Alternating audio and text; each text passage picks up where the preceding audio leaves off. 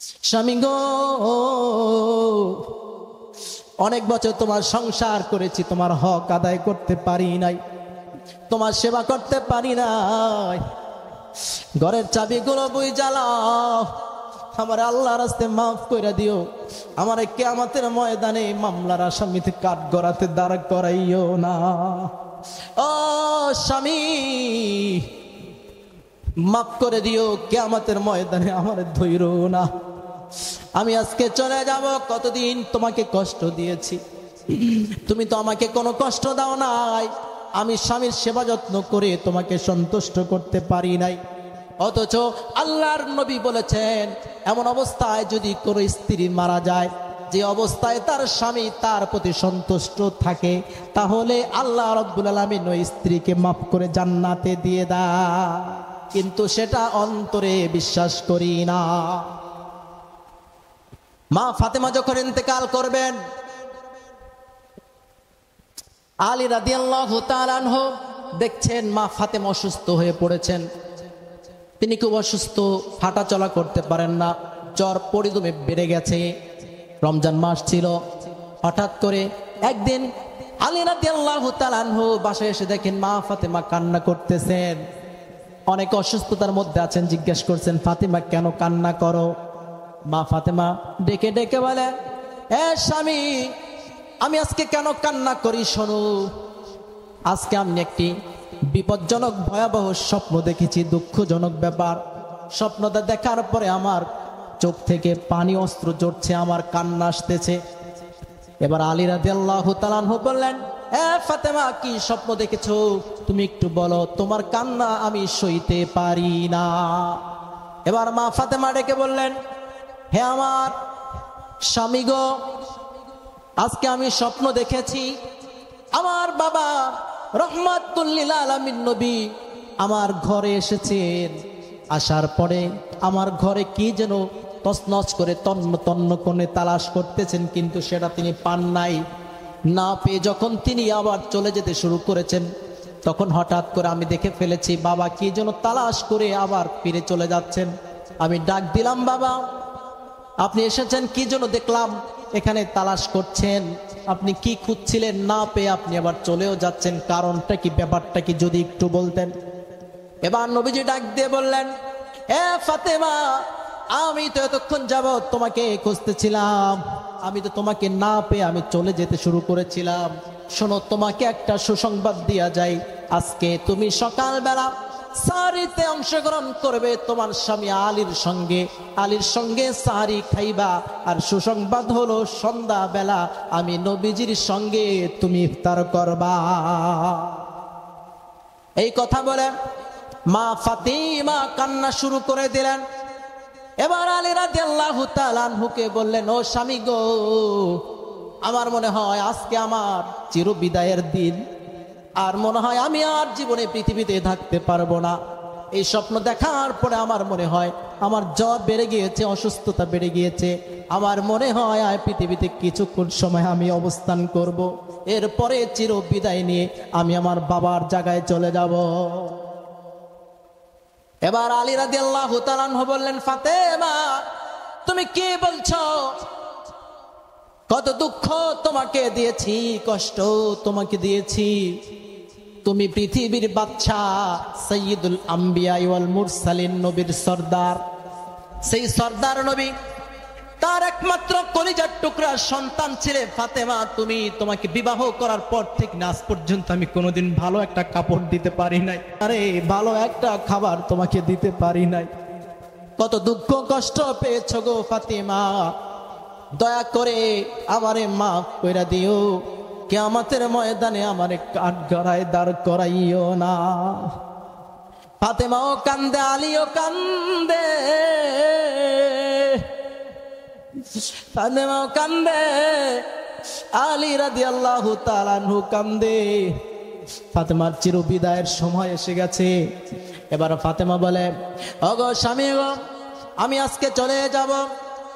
শোনো, তবে চলে যাওয়ার আগে আমি তোমাকে কয়েকটা ওসিয়াত করে যাই। স্বামী গো, 1 নাম্বার ওসিয়াত হলো, এই যে না, ঘরের চাবিগুলো বুঝা লও। স্বামী গো, অনেক বছর তোমার সংসার করেছি, তোমার হক আদায় করতে পারি নাই, তোমার সেবা করতে পারি নাই, ঘরের চাবিগুলো বই জ্বালাও, আমার আল্লাহর রাস্তায় মাফ করে দিও, আমার কিয়ামতের ময়দানে মামলার আসামিতে কাঠগড়াতে দাঁড় করাইও না। ও স্বামী, মাফ করে দিও, কিয়ামতের ময়দানে আমার ধৈর্য না। আমি আজকে চলে যাব, কতদিন তোমাকে কষ্ট দিয়েছি, তুমি তো আমাকে কোনো কষ্ট দাও নাই, আমি স্বামীর সেবা যত্ন করে তোমাকে সন্তুষ্ট করতে পারি নাই। অথচ আল্লাহর নবী বলেছেন, এমন অবস্থায় যদি কোনো স্ত্রী মারা যায়, যে অবস্থায় তার স্বামী তার প্রতি সন্তুষ্ট থাকে, তাহলে আল্লাহ রাব্বুল আলামিন ওই স্ত্রীকে মাফ করে জান্নাতে দিয়ে দেয়। আর যদি কোনো স্ত্রী এমন অবস্থায় মারা যায় যে তার স্বামী তার প্রতি অসন্তুষ্ট, ওই স্বামীকে যেই অপরাধ করার কারণে সে অসন্তুষ্ট হয়েছে, ওই স্বামী যদি ওই স্ত্রীকে মাফ না করে, ওই স্ত্রী যতই আল্লাহর ওলি হোক না কেন, আল্লাহর পুণ্যবান বান্দি হোক না কেন, ওই বান্দিকে আল্লাহ মাফ করবেন না। এজন্য আমার মাকে, আমার বোনকে বলে যায়, ও মাদারের চরের মায়েরা, জামালপুরের মায়েরা, স্বামীকে কষ্ট দিবেন না, স্বামী হচ্ছে আপনার জান্নাত। নবীজির কাছে সাহাবী জিজ্ঞাসা করলেন, ওগো আল্লাহর হাবিব, একজন স্ত্রীর কি হক হতে পারে স্বামীর প্রতি? তখন নবীজি বলেছেন, এ সাহাবীরে শোনো, একজন স্বামীর পুরা শরীর যদি পচে গিয়ে গলে গিয়ে পুজ হয়ে পুরো শরীর ভরে যায়, আর একজন স্ত্রী যদি জিহ্বা দ্বারা চেটে চেটে তার পুরো শরীরটাকে পরিষ্কার করে দেয়, তারপরেও একজন স্ত্রীর হক আদায় হবে না। তাহলে মা, আপনি আপনার স্বামী সামান্য ভুল ত্রুটি করলে, আপনার চাহিদা পূরণ না করলে, যা চেয়েছেন সেটা কিনে না দিলে আপনি ঝগড়া বাজায় দেন, স্বামী বাড়িতে আসলে সম্মান করেন না, কদর করেন না, মনে রাখেন আপনি একজন নাফরমান স্ত্রী। এখন আপনার স্বামীর কাছে মাপ চাইয়ে আজকে পায়ে ধরে মাপ চাইবেন, বলবেন, স্বামী গো, আপনি আমাকে মাফ করে দিন, আমি আর জীবনে আপনাকে কষ্ট দিব না। তাই আল্লাহর নবী সাইয়্যিদুল আম্বিয়া ওয়াল মুরসালিন নবী, সেই নবীর কলিজার টুকরা মা ফাতেমা এবং আলী দুইজন কান্না করছে। এবার হাসান হোসেন তারাও পাশ থেকে দেখতেছে, মা কান্দে, বাবা কান্দে। হাসান হোসেন চিৎকার করে বলে, ও মা, তুমিও কান্দো, বাবাও কান্দে, কেন রে তোমরা কান্দো? একটু কি বলবানি? মা কান্দে, বাবাও কান্দে, কেন কান্দো? এবার ফাতেমা ডাক দিয়ে বলে, কলেজের টুকরা সন্তান, আর দেরি করিস না, যা যা তোর নানাবার কবরের কাছে যা, সেখানে গিয়ে নানাবার কাছে কিছুক্ষণ সময় দিয়ে আস। আর যখন নাকি হাসান হোসাইনের পেটে ক্ষুধা লাগতো, খাবার থাকতো না, মা ফাতেমা বলতো যে, হাসান, ও হোসাইন, তোমার নানাবার কবরের কাছে যাও। আর যখন হাসান হোসাইন নানাবার কবরের কাছে যাইতো, যাওয়ার পরে নবীজির সাথে কথোপকথন হইতো, এর ফলে তাদের পেটের ক্ষুধা নিবারণ হইয়া যাইতো। তাই মা ফাতেমা বললেন, এ হাসান, এ হোসাইন, যা যা তোর নানাবার কবরের কাছে যা, গিয়া তার সাথে কথাবার্তা বইলাই। হাসান হোসেন দৌড় দিয়ে নানাবার কবরের কাছে গেল। যখন রোজা পাকের সামনে গিয়ে বসলো, কবর থেকে রহমাতুল লিল আলামিন নবী ডাক দিয়ে বলে, ও আমার কলিজার টুকরা হাসান হোসেন, কেন আইলি রে? আরে যা যা, দেরি করিস না, তোর মাকে চিরজীবনের তরে শেষবারের মতো দেখাল, আমাকে অনেক দিন পাবি, আমাকে দেখতে পারবি, যা যা। তোর মা তো আজকে পৃথিবী থেকে চলে আসবার জীবনে, আর তোর মাকে কোনোদিন দেখতে পাবি না, যারে যা, তোর মায়ের চেহারার দিকে যাইয়া তাকাইয়া থা। হাসান হোসেন বুঝতে আর ভুল করলেন না, সঙ্গে সঙ্গে দৌড় দিয়ে সে মাকে বলে, ও মা, বুঝেছি কেন তুমি কান্দো, কেন বাবাই কান্দে, বুঝেছি ও গো মা, আজকে বোধহয় তুমি চলে যাইবা। তোমরা না বললেও হতে পারে মা।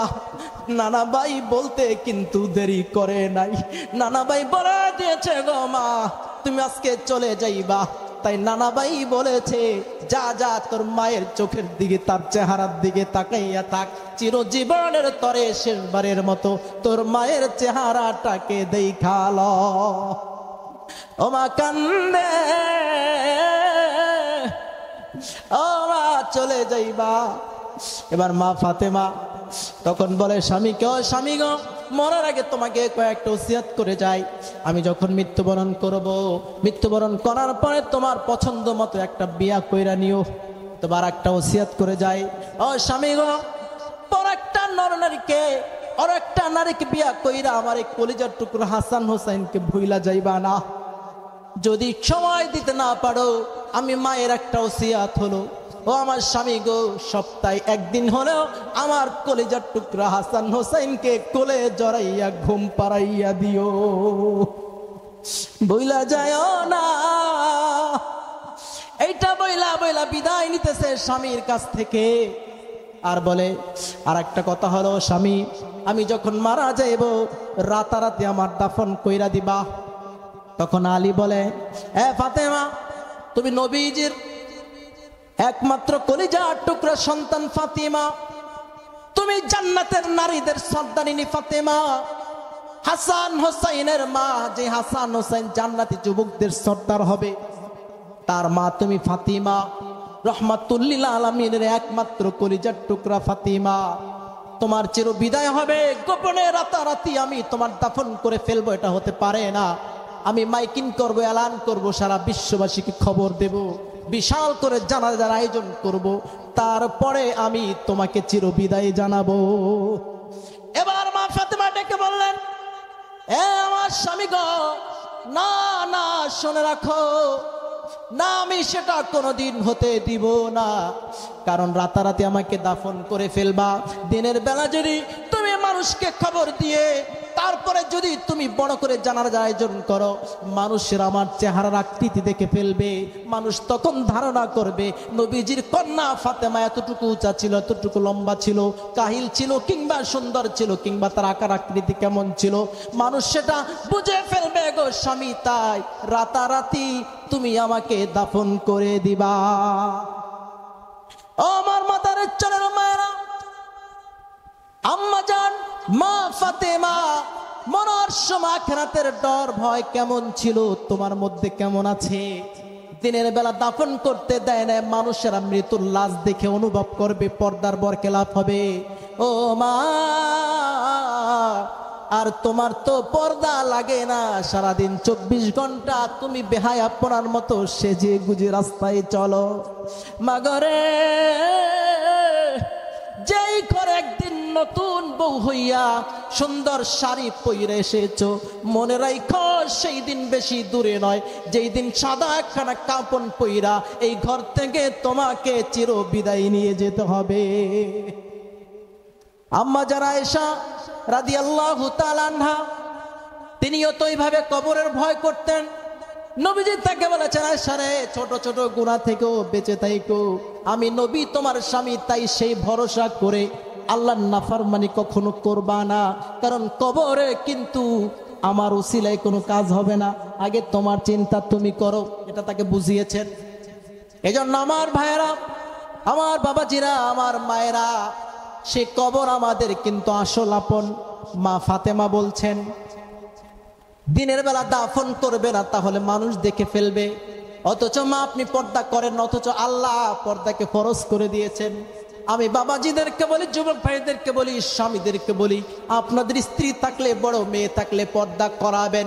যদি জাহান্নাম থেকে বাঁচতে চান, যদি পর্দা না করান, তাহলে নিজে যত বড় তসবিহ গুজার হন আর যত বড় তাবলীগ ওয়ালা হন, নামাজি হন, আপনার এই নামাজ আপনাকে নাজাত দিবে না। স্ত্রীকে, ছেলে মেয়েকে, সবাইকে যার যেইভাবে পর্দা সেটা করাতে হবে। ছেলের পর্দা মেয়েকে দেখতে পারবে না, বেহায়াপনা অথবা ভিন নারী যাদের সাথে দেখা করা জায়েজ নাই, করতে পারবে না। আপনার ছেলে তো বিভিন্ন জায়গায় ঘুরে বেড়ায়, কিচ্ছু বলেন না, নামাজ পড়ে না, কিছু বলেন না, মেয়ে পর্দা করে না, কিছু বলেন না, স্ত্রী পর্দা করে না, কিছু বলেন না। নাজাত পাবেন না। এজন্য নিজের স্ত্রীকে, ছেলে মেয়েকে, সবাইকে পর্দা শিখাতে হবে। এবার মা ফাতেমা সেইভাবে বিদায় নিয়ে চলে যাচ্ছে। মা ফাতেমার ইন্তেকাল হয়ে গেল। মা ফাতেমা ইন্তেকাল করলেন। আলী রাদিয়াল্লাহু তাআলা আনহু ওইভাবে মা ফাতেমাকে দাফন কার্যাবলী করলেন।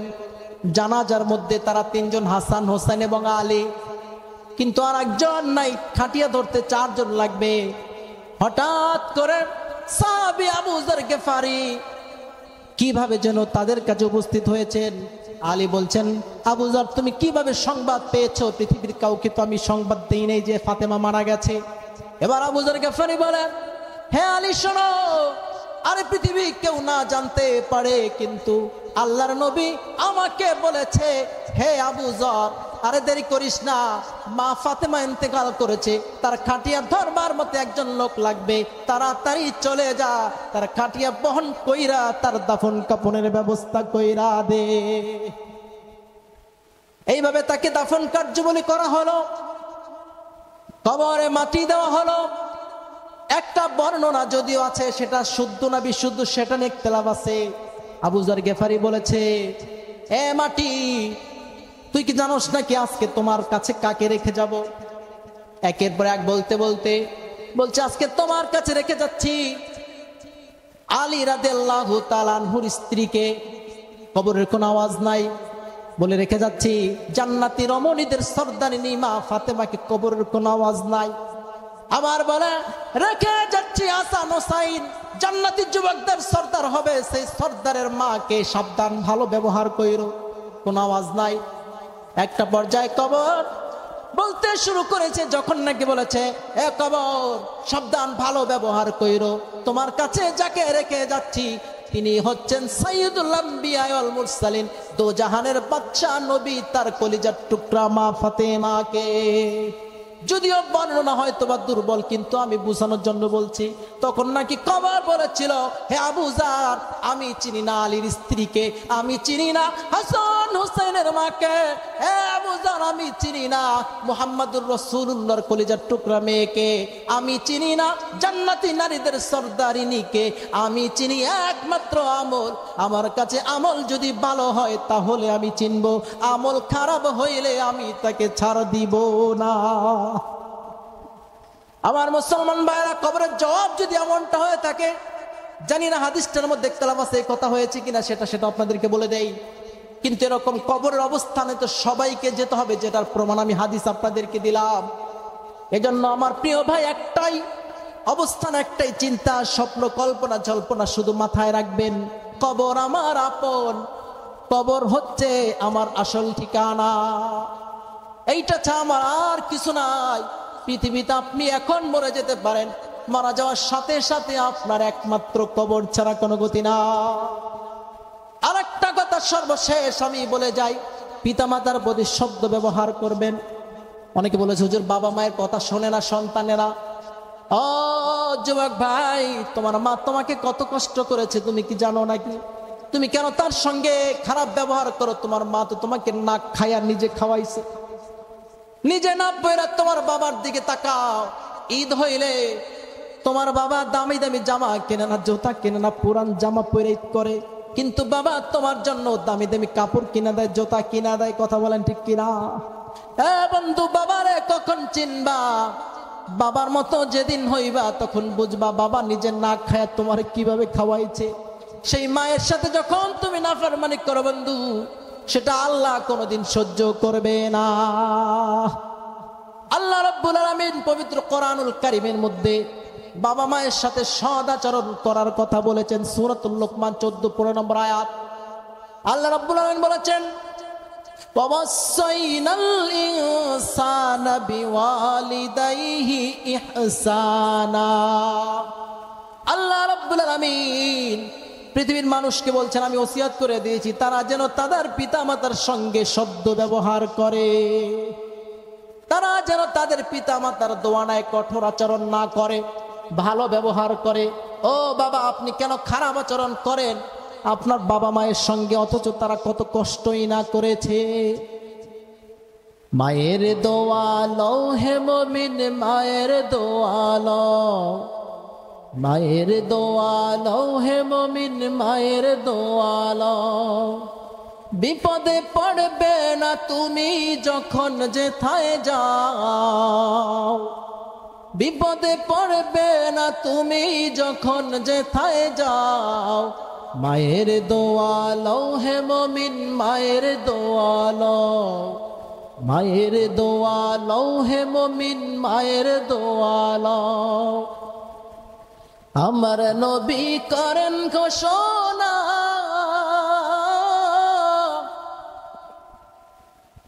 মায়ের দোয়া বৃথা যায় না।